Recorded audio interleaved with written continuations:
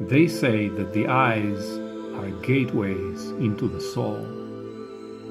Of course they say this because they're fucking morons.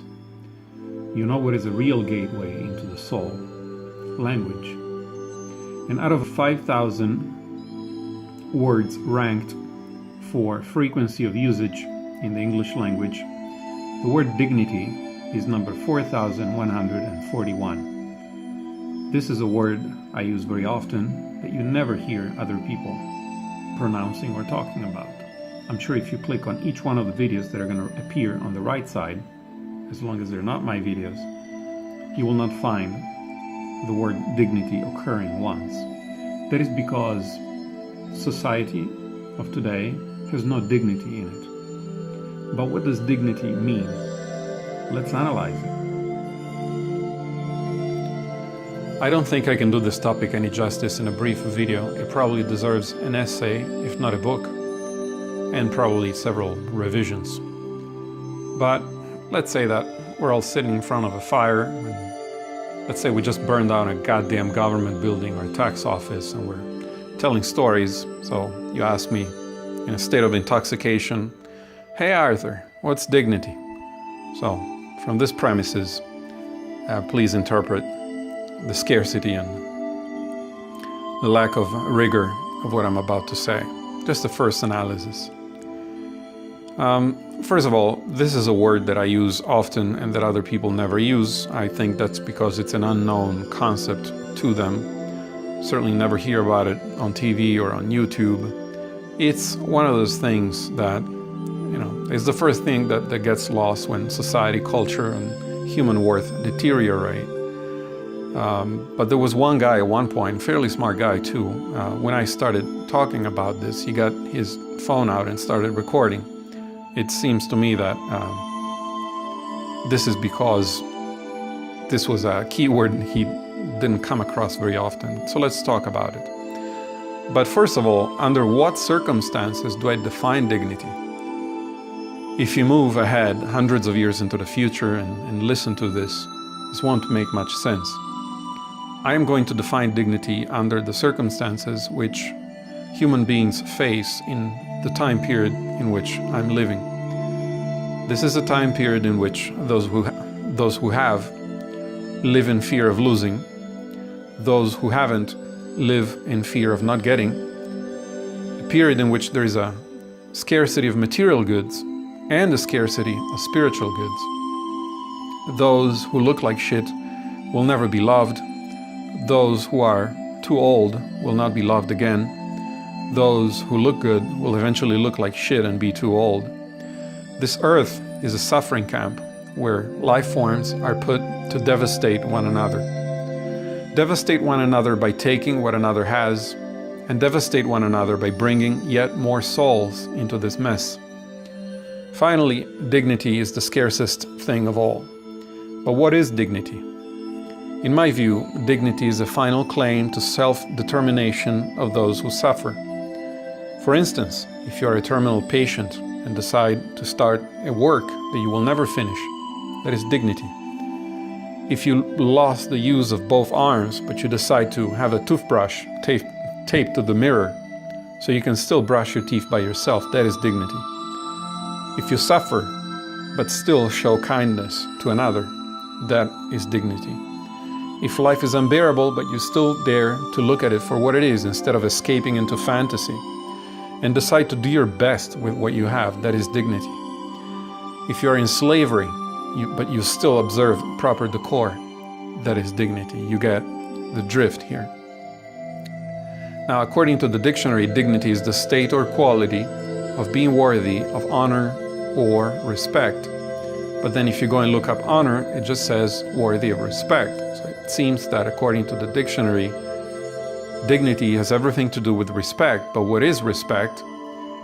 Well, respect is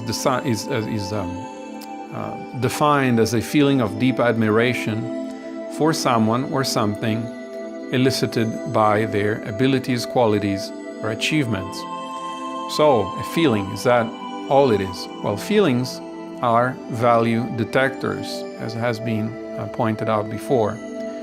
All life is about determining what is valuable and what is not valuable, sorting the gems from the stones. This is true in any kind of circumstance, whether you're trying to find suitable soil to settle down and begin agriculture, or whether you're trying to find a partner or the right script for your website.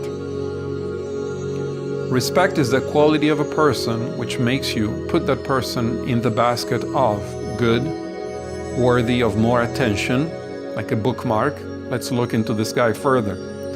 Worth engaging with, worthy of study, or a good example.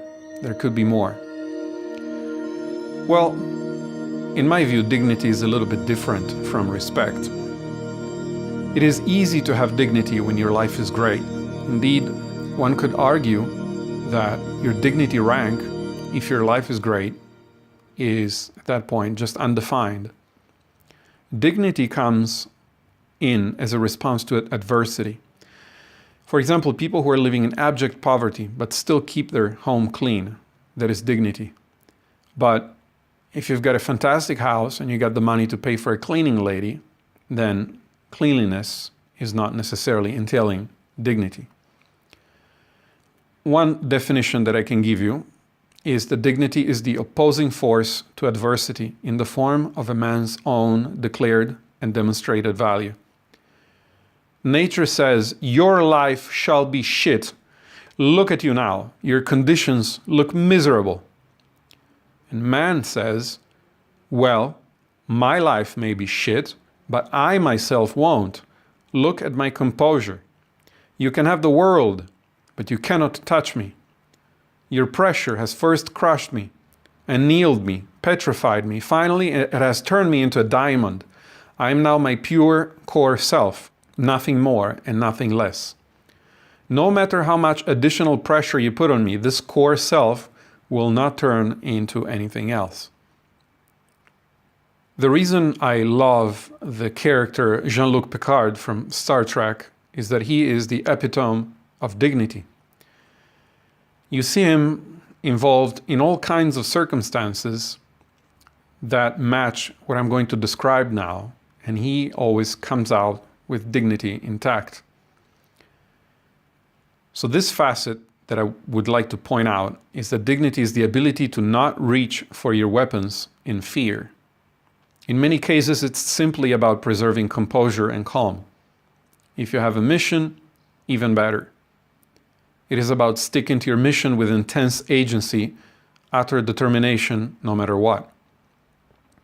Dignity is important because it is what a person aspires to be. What does it mean to aspire to be something?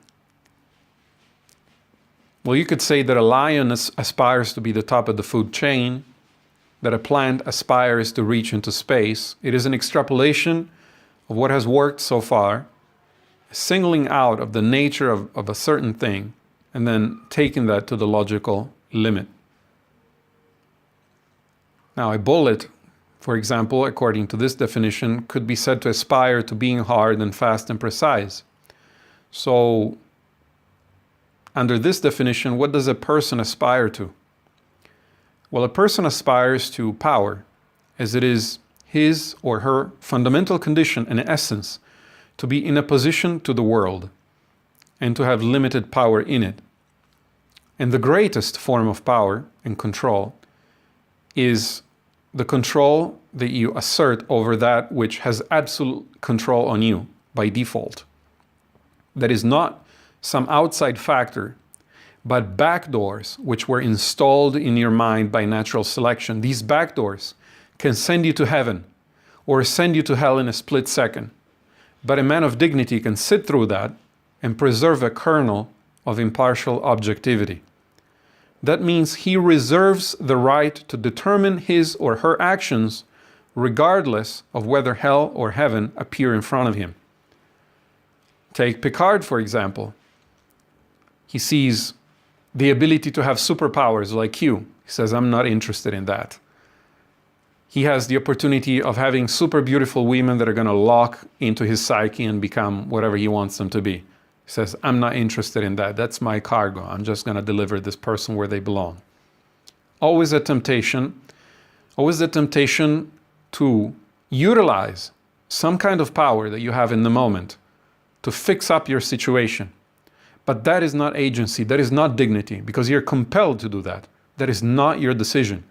And to him, his ability to decide is far more important than whether he lives in hell or in heaven. And that's dignity. Now, where is dignity seen? It's seen nearly nowhere. Because people don't preserve the right to decide. They respond to the misery of the outside world by changing themselves to a miserable state. Peter Vessel Zapfa, if I pronounce that correctly, pointed out the three ways in which the herd learns to live with the misery of life, with dissociation, that is pretending things don't exist, anchoring, and distraction. So dissociation is something that borderlines are really good at. These are children that are afraid of the dark. They're afraid of something, so they close their eyes, plug their ears, and say, la, la, la, la, that doesn't exist. That is a change of the self in response to the environment. It is an abdication of agency. And you cannot have dignity if you dissociate into things. Anchoring. Anchoring is a type of dissociation where you're chasing after something else in order to be able to dissociate, in my view. So there are people that are crazy about religion, about superstition, about the state, about rules. And some people who have some gift, they anchor to that. For example, people who look good, who have sexual value, they make their life all about that. They hold on to that, they cling to it, they anchor themselves to it to be able to make it in the misery that is their state. But they are changed and warped and twisted and become miserable as a consequence. Finally, there is distraction. Distraction is everywhere. You just buy stuff, passive entertainment. Not a second goes by that people's minds are allowed to be in a state where they're not directly controlled by passive entertainment. And this is all driven by fear. As I said, we live in a scarcity society. People are afraid not to get shit. They're afraid to lose shit if they have it. And they're finally scared shitless about dying. And these are the ways that they change their psychology in response to their fears. I hope that today you were inspired to add a little bit of dignity in your own life. How are you going to do that? Let me know in the comments below.